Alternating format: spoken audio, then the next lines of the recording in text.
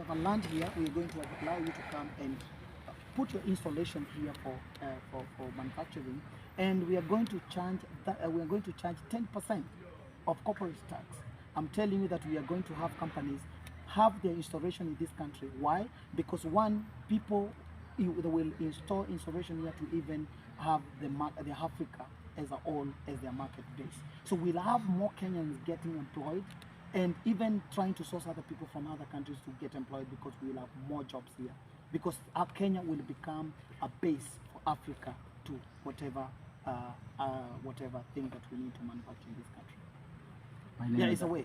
And then two, about employment, as I said earlier, I want to see a rotational aspect adopted in our government system, whereby, as I said earlier, that if you work for 30 years or you eat 60 years, you go home and no appointment, no any other job other than advisory services.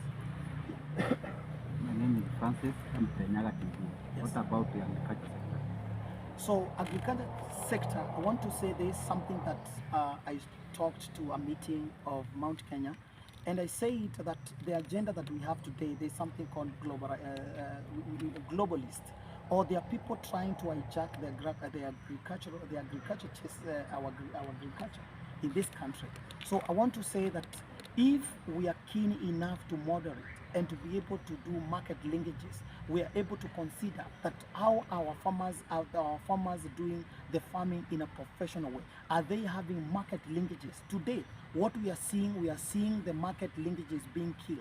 Why? Because our president or the government of today has already been captured by the globalists who are trying to control this country. And I want to talk very clearly, because I'm in Mount Kenya East today. The Mirath sector, you've seen it. Politics getting into such kind of aspect. Because one, the government wants to kill the economic power of every community in this country, so that they're able to control the citizens of this country. I am saying this from a perspective of what I've seen in the US. The US citizens they live on their knees. Why? The government already captured their citizens in such that they live on their knee.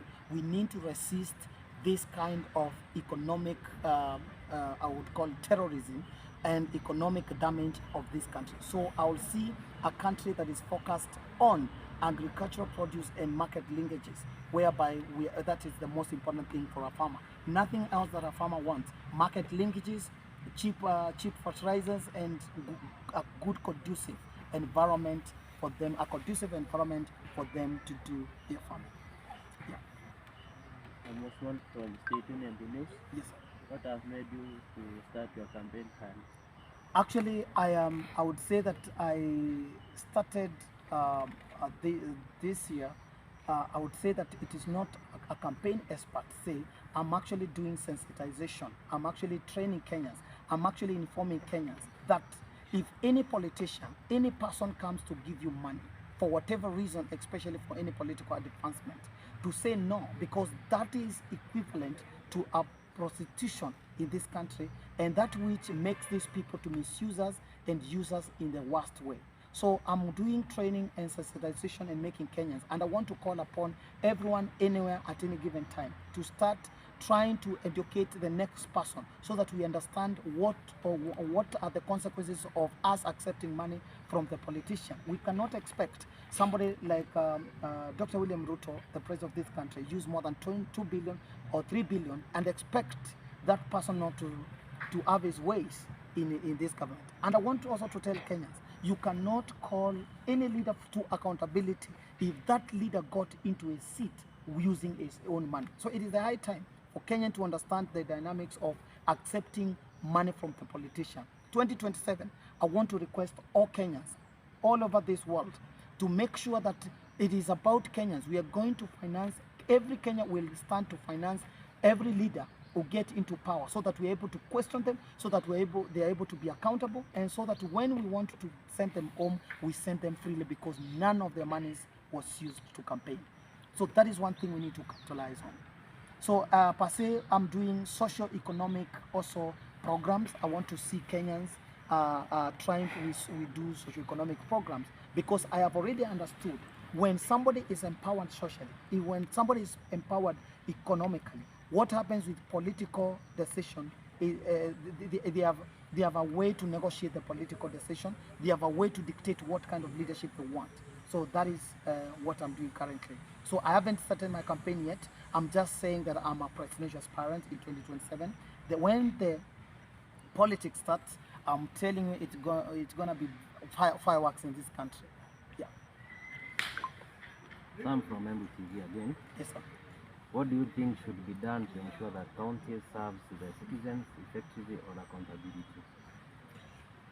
One thing I want to say that the counties and the devolution that we brought, and the devolution that is being killed by the same giant corruption. I want to say that we have Texas as a state in the United States, which is bigger than this country, almost twice, which is managed by a governor. So, and that is why you have heard us saying that we want also the number of seats of governors to be reduced, the number of senators to be reduced, to scrap off some seats that they are not necessary to run our government today. So what I'm seeing here is that once we generate, or once we come up with a software system to run our administration, we are going to come and be able to be, able to curb every issue in every county. Sam from MBTV again. Yes. How can we make education free? Again, as I said, it is easier to make our education free. One, because I told you, every constituency receives more than 130 million. If you multiply that by the number of constituencies, you're seeing billions of monies flowing there, and I can tell you the billions of money that are there, when you multiply that, is enough to give our kids education free from primary to high school. Okay, Francis from Kenyan TV. Yes. What about the Juakari sector? You what? Juakari sectors. Juakari, Yes. Juakari sector, this is what I want to see. I will request our Kenyans we come into a talk or agreement whereby we begin to develop our kids to develop something called technical schools at actually primary level. By the time they get to high school level, a kid at maybe grade 10 is already a business-oriented person because as a skill level. Today we are having issues with people who have graduated in the university with masters, with bachelors. One, because they do not have technical skills to take care of them. So what I want to say is Juakali sector is brought by technical skills. So I will want to see a country whereby a person has an alternative. If your education in a particular area is not working, you have a technical skill that you can actually capitalize and make it a business and give you a living. Yeah. Thank you, sir. Yes, sir. I'm Moses from Jama TV. My question is, are you going to change your mind as we near the elections?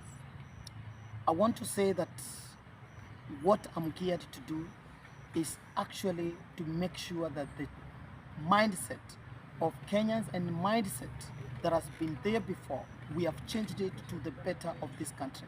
And when I say that I'm advocating for change, actually a paradigm change in this country, is because I understand if we do not change our mentality, if we do not change some policies in this country, we are going to continue struggling in this country. At times I would even say it's not about the leaders who are bad, but the policies that we have in place are bad policies. So we also need to work out with our policies.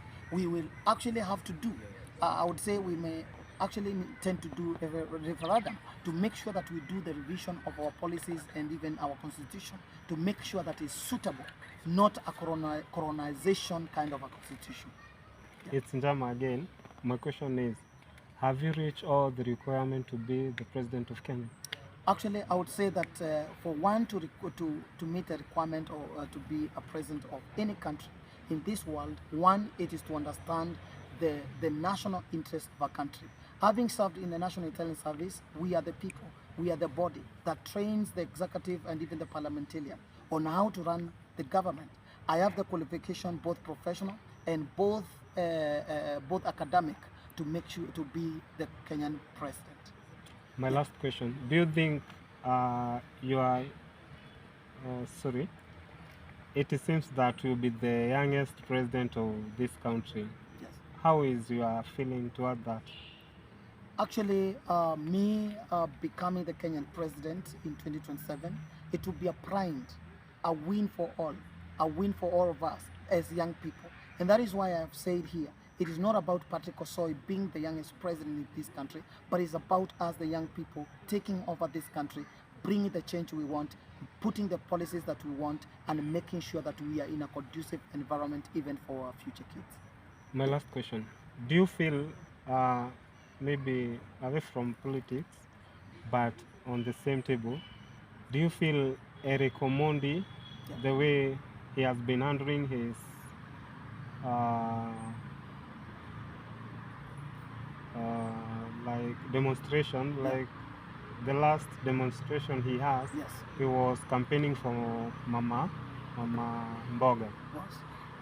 Do you feel he is being propelled to do that, or it is from his heart? I want to say that we need to check the track records of every person, every leader in this country, and that's why I put a disclaimer to Gen Zs and millennials. They need to check the record. They need to check even for myself, because we do not want any leader, any person taking advantage of whatever is happening in this country. But we want one Kenya that is geared to change. On the matters Eric Omondi, for example, I wouldn't want to capitalize much on that, but I would say that we need to be very cautious to see and look where is Patrick Osoi coming to take advantage of this movement. What was Patrick Osoi doing before or prior to this movement? We need to check very close, and that's why I put in a disclaimer. I want Gen Zs and Millennium to go to my page, see what I did on May and what came to be about our bill and what is happening in this country. We were the first people.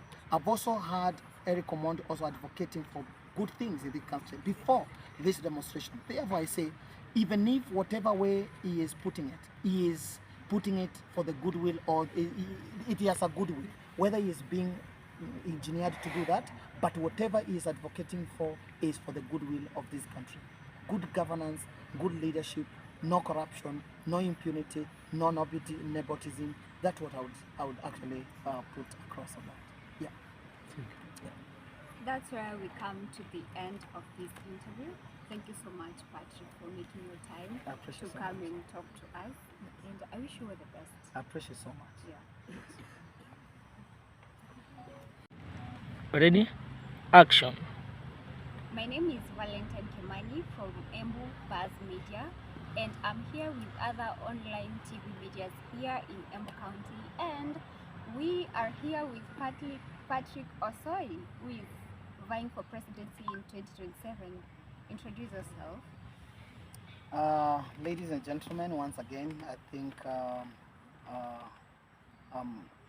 relatively now on most of the social medias, because I happen to be the first millennial and to actually have the aspiration to become the Kenyan president in 2027.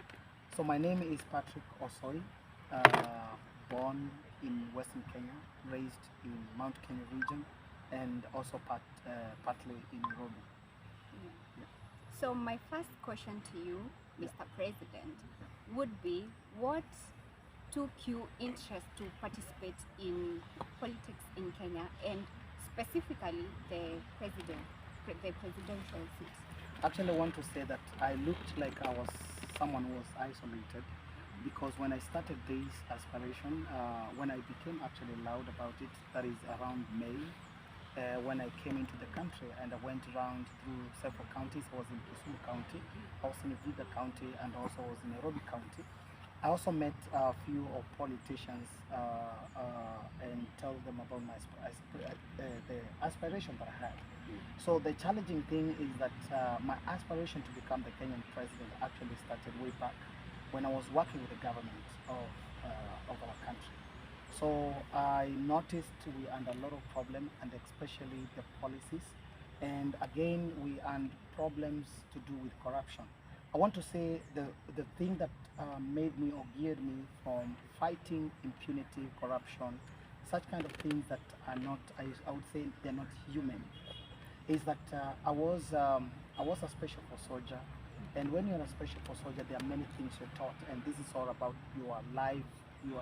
Like your life on the line. So one of the things that we disregard is a special unit, or maybe as a security people, is that false information. So we were trained and told that any person who gives you false information is actually like a capable killer. So that thing, when I was growing in ranks in the government, I realized there was a lot of misuse of people, misuse of security forces, misuse of. So I felt there was a need for a person who was genuine to the cause and who, in this case, understands the dynamics of our country. So, and in this case, I would say that I was privileged to be in the Defense Forces, let alone went to the National Intelligence Service, that which gave me the biggest picture of our country. So this is good enough. As I say that I want to, actually if you check on most of the things, even on my my campaign website, you realize corruption is a key thing that I have highlighted there. Yeah. So if you became president Yeah, today, yeah. you can fight corruption. Actually, I want to say that most of the things that we are going to capitalize on is meritocratic way of governance of this country, whereby somebody doesn't have to know anyone. You don't have to be known what tribe you come from. It doesn't need to be known like nobody has to bring you to get a job, especially if it's a government job. Because what I'm saying is that when we have good governance and we have a meritocratic whereby somebody is in their position, it is on merit, not because you know someone, not because of anything, or you qualify for that particular position. These things, I want to say that how we're going to deal with it actually is through softwares which are able to run the CVs or resume. If your CV is run through a system or a computer system, it will not be about whoever sees that CV. It will be about a system determining who qualifies for that particular job. The same thing with the procurement, because we also need to have procurement processes being generated by the by a software, whereby now it will have little interaction with the people, and that minimizing or making corruption to be like, especially on matters recruitment and matters the matters procurement. Okay. Yes. On that point, that Yes. is what is bringing me to my next question. Yes. Because everyone knows about the protest that has been happening for the past 1 month here in Correct. Kenya. Yes. And you know, Gen Zs are people who are not taking mediocrity, and they are just fearless, they are tribeless, they are leaderless, and they don't want to feel like someone is taking advantage of them. Correct. So what would you say about that? Actually, I'm very happy because also the other day in K24, I also made it very clear, and I also post a disclaimer because I want everyone from Gen Z, millennials to check my videos from May prior to any demonstration in this country. I was the first person to declare that we have gotten to a point of saying enough is enough, and that we are going to begin a movement. This is in Jacaranda. I stated that we are going to begin a movement called Enough is Enough, because I felt there was a lot of punitive taxation that is previous year, and now the following year, which was this year, was more worse than what we would expect. Again, I want to say that my aspiration for the Kenyan presidency does not link up by saying that you are a leader for Gen Z or millennial. So we are just in solidarity on what Gen Zs are doing and millennials are doing, because that is what we are all advocating for, change in this country. And now Yeah. because you know the president has been listening to Gen Zs. If Gen Yes. Zs say they don't want for example, the finance bill, Correct. the Gen Zs say they don't want the finance bill, and the president agreed to reject it. Yes. But yesterday, I maybe you saw it. The president said that enough is enough. Mhm. Gen Zs are doing too much. Correct. All that. Yes. So what's your take on that also? I would actually want to advise our president, Dr. William Ruto. You know, there's a time in life, or I would say that there's a time, and this time is now, whereby politicians and leaders in this country need to understand it is not about their interests or how best they think they can run this country. It is important to know it doesn't matter how they want to run this country, especially if it is people saying it. If it is people who are requesting, they are requesting this. These people are the ones that have put them in those offices. So it's not about his interest, thinking how he's going to do to Kenyans. It's about us, we Kenyans, what we want it done. So he want to, I want him to understand at this point it's not about him or about what he can do or what he is aspiring to do, but what are Kenyans who elected him in that position, what they want. Once he comes to that understanding, I can tell you and I can assure you for sure, if Dr. William Ruto today comes out and saying that Gen Zs and millennials, now I have come to you, I want you to show me what and how you want us to run this government. I'm telling you, there will be no fight. Yes.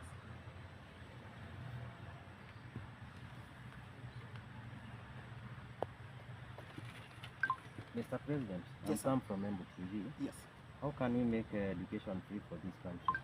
Oh my goodness, let me tell you one thing. I was trying to calculate the amount of money that we spend, especially giving the CDFs to the bursaries to respective offices. That is, we give bursaries to the MPs, we give bursaries to the women rep, we give bursaries to the office of the governor. I want you to calculate almost 130 million is given to a particular constituency. We have over 290 constituencies in this country. If you calculate 130 million times those constituencies, and then not bearing that we have 650 million that is given to do research and other things, I want to tell you, and this is the calculation that anybody can do, the education in this country can be absolutely free from primary level to secondary level, bearing that these monies, I'm saying this, I want or I would advocate that these monies that are given to members of parliament to be given directly to the institutions or to the school system so that the school is able to give free education. So, and I want to say that the work of a member of parliament or the work of any legislature in this country, their job is not to give bursaries, their job is actually to represent the interests of the people in the parliament. Their job is to legislate. So I wonder why and who came up with this thing of giving people bursaries, like individuals, in this case the legislators, to take back to the people. I think it was a mindset whereby they wanted these people to continue showing up or showing off that they are in relation helping the community. So those are the kind of things I think they should be scrapped off and given directly to the education system so that our education can be free and to our kids. Yeah. Yes, sir. Yes, sir. Osman from State Union News. Yes, sir. Which promises you are giving to further in order to prepare? So one, I am very skeptical, especially on promises, because one, I don't want to come up and lying to Kenyans that because I'm aspiring to be the Kenyan president, I am promising this and this and that. But what I want to assure you that the leadership that I want or we want to bring in Kenya today is a leadership that is inclusive, a leadership that is collective. The office of the president in 2027 and beyond, it will be about the people. What do you want it done? It's not about me, because the issues we have in the country today is because somebody promised. And he promised not with his money, but the money that belongs to the people. So Kenyans need also come to a sanity level whereby they need to understand that we are employing these people. It is not about them promising us, but us telling them what they need to do.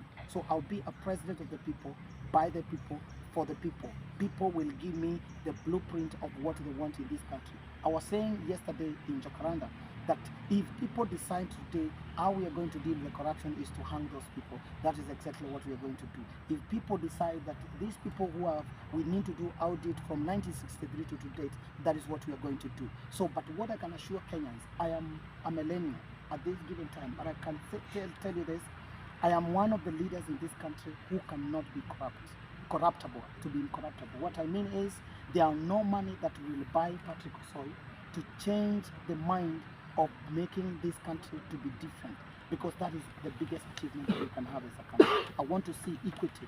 I want to see where instances whereby there are no corruption, instances where there is no impunity, instances where there is no nepotism. We have today people who are so educated today. They cannot get jobs anywhere because they do not know anybody. And that is how, the way I've explained earlier, how we're going to deal with such issues. So what I can assure Kenyans is that I am one leader who is committed, and I want to say that I'm not just, my commitment will not just start when I become the president. I've been a soldier in this country. I've been a committed officer in the National Intelligence Service. I have been a committed person in my entire life in matters integrity. So I want to see a Kenya that is zero tolerance to corruption. I want to see a country whereby a Kenyan, we will seal all the loopholes of corruption in this country. Because I'm telling you, what we have today is like a sack that you're trying to put water on it. And that water, even if it doesn't matter the amount of gallons you can put on that sack, it will never get full. So what we need to do as Kenyans, we need to scrap off any person who has a virus, any person who has been in the politics realm, because they had an opportunity to defend the Kenyans not to go the way of corruption.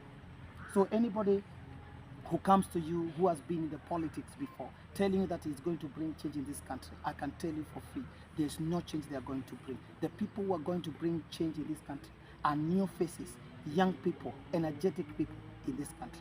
And again, as I answer to you to that I want to see a Kenya whereby people are considerate. We do not expect somebody to work more than 60 years. We do not expect you to work more than 30 years or 40 years in government.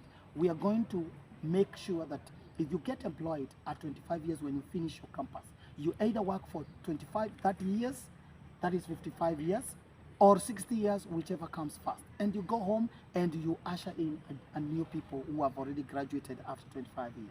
So those are kind of things I have felt it is important for us to do. And our senior people in the politics today, I want to say that there is no truth in this politics. We have a lot of selfishness in our country today in matters of leadership.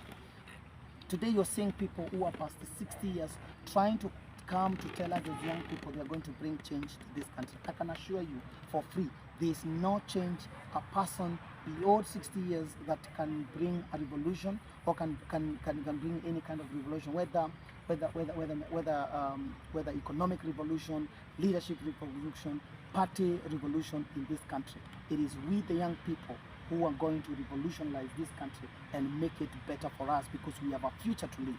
Somebody past 60 years, he has only 10 years according to the biblical to just live on this earth. We have nothing to fight for, there's nothing to live for. So we, the young people, we need to stand firm, and we need to stand with no fear to make sure the change we want is the change that we are going to embrace, because the consequences lies to us. When our president today goes out of this country, God borrows money, God sign a NATO agreement, the consequences of such things comes and falls on the shoulders of young people. So we need to defend our country, and the way to defend our country is to stand firm and to come out and say that enough is enough. We need clarity. We need accountability. We need transparency. We need audit in every manner of governance in this country. Yeah. Okay, my name is Derek. I'm from Life TV. Yes, sir. Now that you've said you'll be the president for the people, with the people, what if some of the promises or the things which people will demand from you from 2027, they are not taken into effect, and then there will be some demonstrations? How are you going to handle the pressure from the people who will be demanding for their rights? And also, we've seen in the current government, people are being abducted, and especially the journalists. Yes. How are you going to handle that? Let me tell you, and I want to be very specific. If today Dr. William Ruto, who is the president of this country, took the initiative, and if you listen to his interview when he was talking to addressing the national matters demonstration in this country, I can assure you he admitted that there was a problem by his communication people to pass the information that was to bring clarity to the citizens, and then we would have not gotten into these rampages we have today in this country. I want to say, and I want to assure everyone at whatever level of management, whatever is key, even from the military perspective or from the security perspective, whatever is key for any clarity is communication. If there is clarity and proper communication and channel in this country, I can tell you and I can assure you, Kenyans are very considerate people. Kenyans, they cannot demand what they know it is not possible. They will demand, and they will give me a job knowing that it is possible. We can bring this country to a first world country, I'm telling you. Yeah. Sam from Embu TV. Yes, sir. What do you think can be done to improve the economy of this country without borrowing elsewhere? Let me tell you, from an economic perspective, if this country we were to embrace a corporation, reducing the corporation tax. Corporation tax means what? We be considerate to investors, we be considerate to companies, we be considerate to industries to come into this country or to grow into this country. Reduce the corporation tax to around 15% or 10%. I'm telling you the truth. We are going to have a revolution of economy in this country. We are going to have employment of youth in this country until we'll have to source people to be employed in this country. So the matter of playing and balancing between what are you taxing, why are you taxing, you get? So those are the kind of things that I think to revolutionize our economy we need to check on. Also, we also need to check, are we going the way of economic model taxation or economic model way, or are we going through the taxation model way? Because those are two possible things to do. So I will see, or I will advise, or the economists will advise us, do we balance between the economic model and taxation model, whereby economic you believe in borrowing money and in investing money into projects that are viable and that which will give more return than what you borrowed. But we cannot borrow money to actually pay our current expenditures. Yeah. Sam from MTV again. Yes. Okay, what can be done to ensure that health services are affordable to all citizens? I want to say that the health service is a basic need, and that which in the provision of our constitution, that every Kenyan has the right to get proper medication, actually proper medication in this country. I want to tell you that corruption has made NHIF, has made our new system, that people are pocketing, people are milking, whereby a person goes to the hospital and even the time they take to pay the bills is long term. Why? The money has been milked. Let me tell you, if we are able to curb the corruption in this country, even our medical services today, the money that Kenyans are contributing towards the medical services in this country, I can tell you for sure that we are going to have a health care service that is accessible to everyone. Again, we're also going to push the KEMSA. You've heard of KEMSA corruption and all that stuff. So it's all about corruption. If we are able to kill this giant called corruption and make sure that KEMSA brings medication at the levels that the country needs, then we are able to consider and see that our health services are good. Again, I will want to see a country whereby it is not about inpatient or outpatient that you need to be catered for by the insurance that you're paying to the government. I will want to see a country whereby any person, whether inpatient or outpatient, you're able to be given treatment in a manner that is acceptable to everyone. Yeah. Another question. Yes. The president fired some CSs. Yes. And then a week later, he rehired some of them. Correct. Yeah, your take on that? My take on that is that I said it's a very irrational decision. That was, I would call it, again and again. One, because he had a chance not to fire all of them, probably fire some of them, retain whoever thought that he was good enough, and then bring in another people. But we cannot expect somebody who has been fired again to be brought back again to the job. And let us be truthful. It is not possible a company just dismissing you and then calling you back again unless you've gone to court or something else. So what I'm seeing here, it was a political game where Mr. William Ruto took the advantage of Gen Z's and millennials demonstration so that he is able to fight his enemies within the appointment that had been appointed before. Because right now, even if he fires anybody, it's gonna be it is pressure from the Gen Z's. So nobody questions him when he fires anybody. So he wanted, or I would say that this was a mighty game that he took so that he is able to deal with people that he felt that were not suitable for him. So it was not about us. It was not about what we are advocating for. So if he's a genuine person, our president today, we want to see millennials and Gen Z's fill the gaps that has been left by those I would call them crooks, because they've been all over doing things that are not professional in this country. Also, Yeah. when Gen Zs were on the streets protesting, Mhm. the major thing that they were protesting about was unemployment. Correct. So if you became president today, Yes. how could you finish unemployment crisis in Kenya? So I've lived both here and the US. I've lived in US like 3 years, and I invested or I've invested in the US. I run companies in the US, and I want to tell you that the most important thing, US today is in need of people to employ. There are no people to work there. There are more jobs than than the people. So the demand of employees is the demand of the employees is higher than the jobs. So what I want to say is that the most important thing I have said before, that if we are able to deal with our the corporate tax and able to balance, corporate tax means that Action. Yeah, action. Okay, that's how we come to the end of this interview, and thank you so much, Patrick, for making your time to come and talk to us. And the people, even the people who avail themselves, the online medias in Embu, we appreciate so much. And also, we can't forget to appreciate Isaac Walton in Embu for accommodating us to have this conversation.